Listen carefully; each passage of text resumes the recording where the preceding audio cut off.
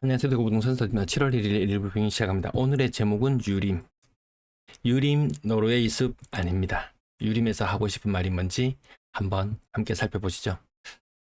그래서 하고 싶은 말이 뭔가요? 제가 어제 라이브 방송 한 30분 정도 했는 거. 근데 저도 이거 무슨 말을 하고 싶은지 몰라서 다시 물어봤습니다. 저의 뷰는 부정확하다. 결론을 이미 정해놓고 이야기한다. 또 결론 정해놓고 이야기하는 거 맞아요. 근데 아니라면, 저의 생각이 틀렸다면 언제든지 바꿔서 이야기한다.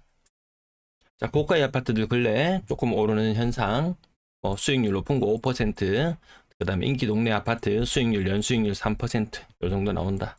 대출금리 4% 정도 수준이다. 그 외에 대다수의 아파트들은 현상 유지하거나 떨어진다. 요 현상 말하고 있거든요. 있는 현상을 이야기하는 거 결코 간과하지 않습니다. 제가 어제 영상에서 말씀드리고 싶었던 부분은 나라에서 대출 한도를 이만큼 풀려고 한다. 온갖 뉴스들이 많이 나와요. 근데 다른 뉴스를 보면요.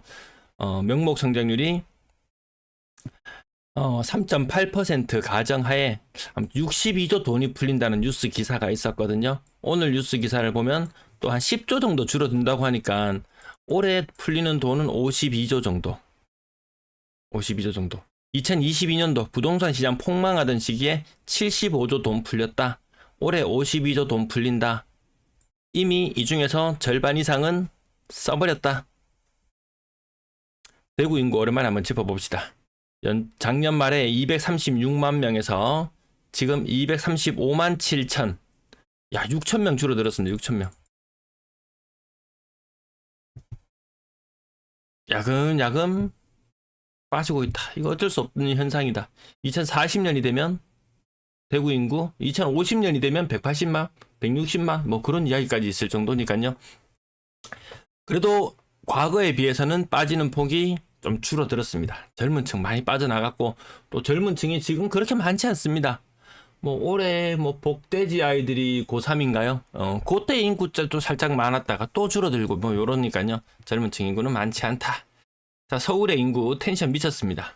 40,000건 이상을 예상할 정도로 거래량이 오늘도 많이 신고되었습니다. 이후에 어떤 흐름이 나타날지는 뭐 뻔히 눈에 보이는 그런 과정들 아니겠습니까? 자, 서울 아파트 거래량이 8,600건으로 집계됩니다. 3월달 올해 가장 많았을 때. 근데 언론에서는 뭐 10,000건 이상이니 이런 이야기도 나옵니다. 네, 제가 집계하는 방식 중개거래, 직거래, 10,000건이 훨씬 넘어섭니다. 그런데 저는 왜 8,600건밖에 안 보이느냐? 이 취소거래, 취소 비율이 7.8%입니다. 취소 비율이 7.8%. 과거보다 서울 아파트 취소율이 높아졌다. 근데 지금까지 취소율이 높아졌던 것은 가격이 자꾸 오르면은 이 취소하는 건들이 있습니다. 뭐 돈 물어주고 뭐 취소하는 그런 건수들도 있으니까 뭐 그 정도 현상 정도 해석. 근데 6월 달부터는 좀 취소 거래 건수가 조금 다른 의미를 나타낼 수도 있을 것 같습니다. 어쨌든 작년보다 훨씬 가격이 가파르게 올라서 그런가요? 취소 비율이 근래 들어서 좀 높아져 있는 그런 상태다. 서울 아파트 건당 거래 대금 12억. 그래서 6억 대출해줄게. 누구는 이야기합니다. 6억밖에 대출 안 해준다고? 그럼 비싼 집 못 사겠는데? 근데 이게 연봉 1억인 사람을 가정했을 때 30년 동안 매달 300만 원씩 갚아야 됩니다. 이자가 한 4억 정도 붙을 거예요. 네. 한 10억, 11억 정도 그 정도 갚아 나가야 되는 돈이거든요. 결코 이만큼 버는 사람도 많이 없거든요. 연소득 2억인 사람 가정했던데 요게 서울 기준으로 한 1.5% 정도? 어쨌든 6억 갚기도 쉽지 않다. 이거 뭐 서민 코스프레, 뭐 서민은 집 사지 말란 말이냐. 서민 중에서 6억 빌려서 살 수 있는 사람 진짜 얼마 안 됩니다. 자, 오늘 이재명 대통령이 부동산 대책 내놓은 것에 대해서 살짝 언급하고 대체 수단인 주식이 잘 됐으면 좋겠다. 이건 또 어디까지나 희망사항이니까요. 어쨌든 요게 잘 되면은 뭐 연기금이나 이런 데도 돈도 많이 쌓아가지고 추후에 우리 뭐 연금이라든지 이런 것들도 좀 맞죠? 좀 연장을 할 수 있을 것이고 아무튼 이 긍정적인 측면이 조금 더 많이 있지 않을까 싶습니다. 근데 산업은 돌아가는 게 그렇게 뭐 팽팽 돌아가는 분야는 잘 없는 것 같습니다. 뭐 방산, 조선, 조방, 원자력 뭐 요 정도. 네.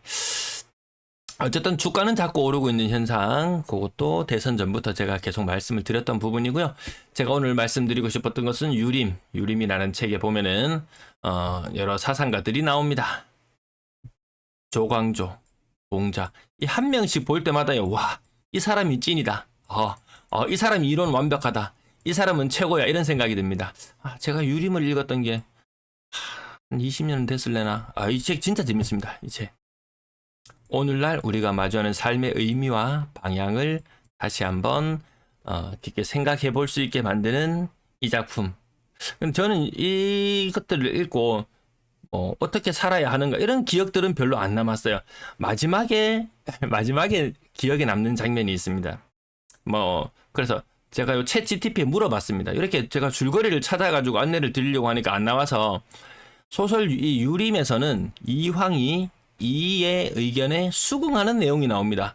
이황이 제 기억은 잘 안 납니다. 한 70대였다면 이는 한 20대, 30대 요맘때였나요? 이 나이 차이 굉장히 많이 나는 걸로 알고 있는데요.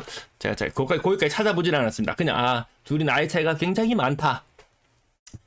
그래서 현대 지식에서 이 줄줄이 이런 것들은 찾으면 나오잖아요. 근데 어떤 질문을 던지느냐가 문제다. 이 질문을 제가 과거에 봤던 거기 때문에 뭐든지 주워 담아놨던 거기 때문에 이렇게 질문을 이끌어냈습니다. 그러니까 이황이 이의 의견에 수긍하는 장면,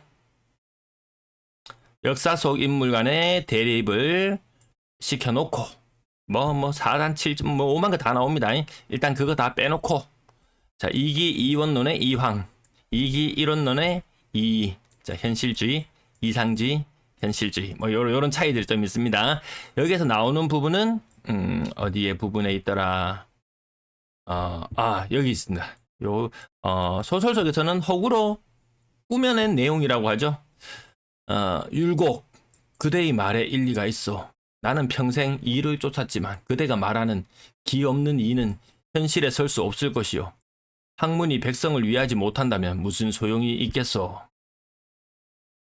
실천적 철학에 이황이 공감하는 내용, 자기가 평생을 쌓아온 그 학문, 그것을 부정하는 내용을 수긍하고 받아들이는 이 장면. 실제로는 수긍한 기록은 없었다고 하지만 문학적인 상상력을 이용해서 만들어낸 이곳.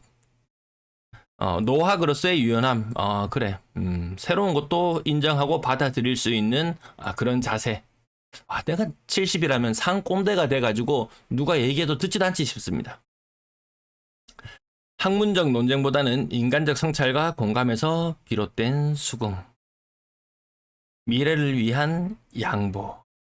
어쨌든 새로운 관점을 인정하는 조금 유연한 태도를 가지자. 저는 이 유림을 읽고 나서 저는 그 생각을 하나 딱 가졌어요.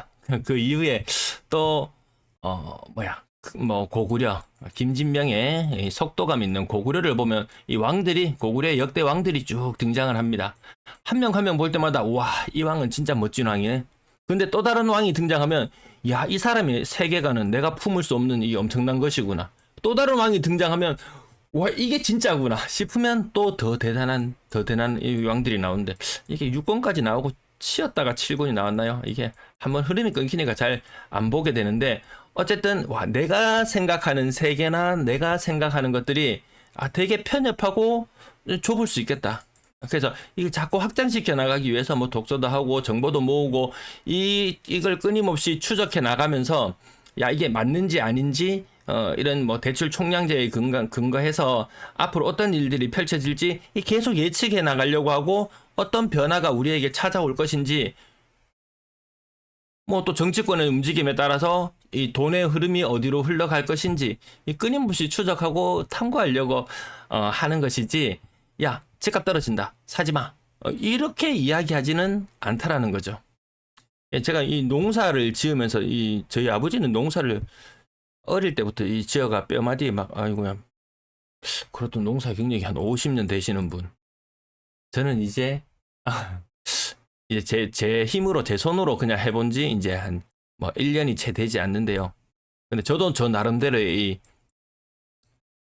정보를 수집하고 어떻게 하면 더 좋을까 궁리를 하고 그렇게 일을 쳐나가는데요.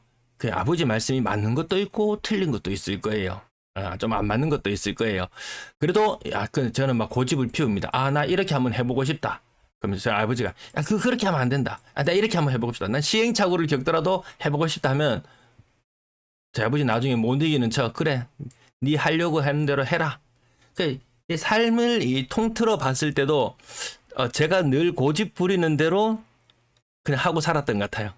뭐 남들이 시킨 대로 사는 그런 인생은 조금 사실 저는 크게 의미를 두지는 않는 것 같고, 어쨌든 내가 탐구하고 시행착오를 겪을지언정 요렇게 해나가는 과정들이 제가 방송을 하면서도 새로운 내용들이 나오면 그런 것들을 다 무시하지는 않습니다. 제 고집대로 또 뭐 다 하려고 하지도 않습니다. 시장을 있는 그대로 봐야 되는 게 제 일의 목표니까요.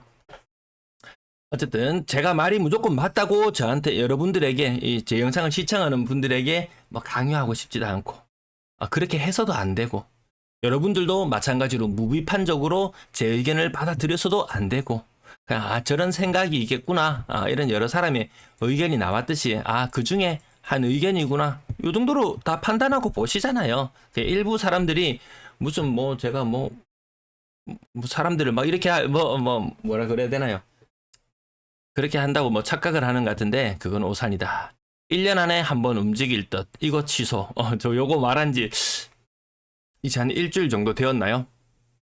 어쨌든 부동산 시장에 들어가는 전체 돈이 줄어든다. 물론 지금 일으키는 대다수의 대출의 8할, 7할, 8할이 수도권에서 다 돈 땡겨 갖는 부분이고, 그쪽을 굉장히 억눌러 버리면 지방에도 물론 효과는 나타날 수 있겠다. 하지만 오늘도 하는 총재님은 오늘 영상 너무 긴가요? 뒷부분 빠르게 지나갈게요. 하는 총재님은 하는에서 정부에서 제가 캡처했는 부분은 내일 다시 안내 드리도록 할게요. 또 다른 대책을 준비 중이다. 이렇게까지 이야기했습니다. 매도 물량 근래 들어서 42,600에서 46,000까지 줄어들었고요. 전세 물량 많이 줄어들어 있거든요. 그래서 시장에 전세 물량이 없다고 난린데, 대단지도 그렇고 전세 물량이 없다고 난린데, 근데 막상 또 조금 이렇게 진한 아파트들 가지고 있으신 분들은 전 시장에는 물량이 많이 줄어들었다 그러는데 왜 이렇게 안 나가? 이렇게 이야기하는 분도 많습니다. 하루 전세 거래량 한 50건 정도, 대구 시내 전체에서. 전체 임대 물량 10,000건 아래로 내려와 있습니다. 자, 대구의 아파트 6월 거래량. 지금 이 텐션으로 간다면 2,500건. 생각보다 서울도 수도권도 대출을 많이 빨아들였지만 서울이 가격이 엄청나게 폭발하는 그 과정에서 지방도 거래량이 꽤 늘었습니다. 부산도 거래량 3,000건 정도 예상되거든요. 그래서 대출은 한도는 정해져 있다. 과거처럼 부동산 부양하려고 마음먹고 총량제고 뭐고 무시하고 빌려달라는 대로 다 빌려주면 또 뭐 가격 폭발할 수 있겠죠. 근데 그 이후에 미래가 없습니다. 나라의 미래가 없습니다. 집값의 미래는 있을지언정 나라의 미래가 없습니다. 뭐 터키처럼 집값 한 7배, 막 8배 이렇게 상승하기로 원하십니까? 가능한 일이죠. 나라가 폭망하면 가능한 일입니다. 자, 건당거래 대금 계속 올라가 있고요. 근래 들어서 수송구 거래량이 제법 많이 늘었거든요. 지금 거래가 아까 보셨다시피 지금 한 68%, 거의 한 70% 정도 거래가 되었는 게 200건 정도 거래량이니까요. 거래량 한 300건 정도, 요 정도. 작년에 고가의 아파트 거래 많이 터졌던 것처럼 이번 달도 그런 흐름이 나타난다. 그러면 또 그 이유가 또 내리막이거든요. 하여튼 뭐 피크 찍고 내리막, 피크 찍고 약한 조정, 피크 찍고 약한 조정, 이게 과거에 경제 성장률 뭐 4% 정도 되는 시절에 좋았던 시절의 이야기. 지금은 좀 요런 느낌이죠. 그 와중에 이 평균이니까 약간 비싼 아파트는 약간 오르고 싼 아파트는 떨어지고, 그래 전체 평균적인 입장에서 봤을 때는 시장에 큰 변화가 없다. 수송구 거래량 확실히 조금 늘어났는 거, 건당 거래 대금 조금 더 올리는 역할까지 하고 있습니다. 오늘 가격은 여러분들 필요하시면 찾아보시고요. 빠르게 지나갈게요.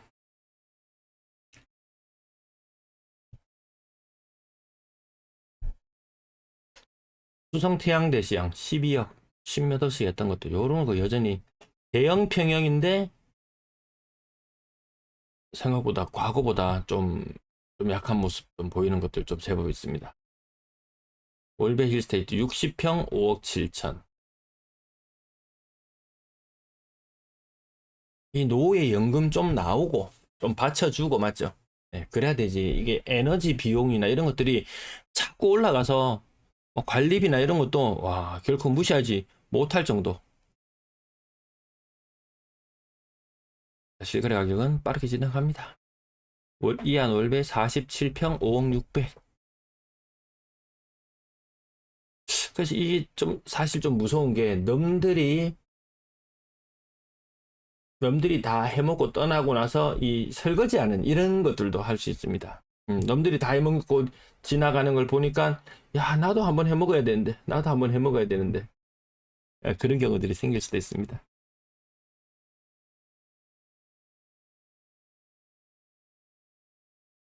현대 아이파크 4억 8천, 캐슬 골드파크 4억 7천. 요 두 개는 이제 가격이 거의 맞닿아 버렸죠. 자, 가격은 요 정도. 앞부분은 말이 너무 길었네요. 자, 전세 거래량이 2년 전에 비해서 적은 모습 볼 수 있고, 오늘 뭐 97건이니까 한 이틀치 거래량 모였는 셈 치면은 어떤 날은 30건, 40건 이렇다니까요, 지금. 전세 월세 비중, 월세가 더 많더라. 자연스러운 월세화. 그럼 월세 가격은 사람들이 점점 월세 시장으로 몰려가게 되면서 월세 가격은 폭등했느냐?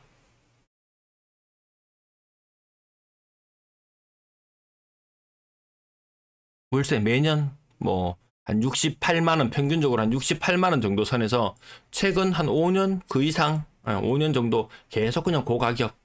보증금은 한 3천만 원? 보증금 3천만 원에 한 68만 원. 요 정도 월세 흐름이 지금 한 5년째 그냥 계속 이어지고 있습니다. 너가 월세? 그래, 너한테 다 전가시킬 거야. 근데 월세 살 수 있는 여력도 안 돼. 이게 딱 뭐 소득이나 자산이나 이런 여러 가지 측면에서 거기 딱 맞춰서 살게 되니까요.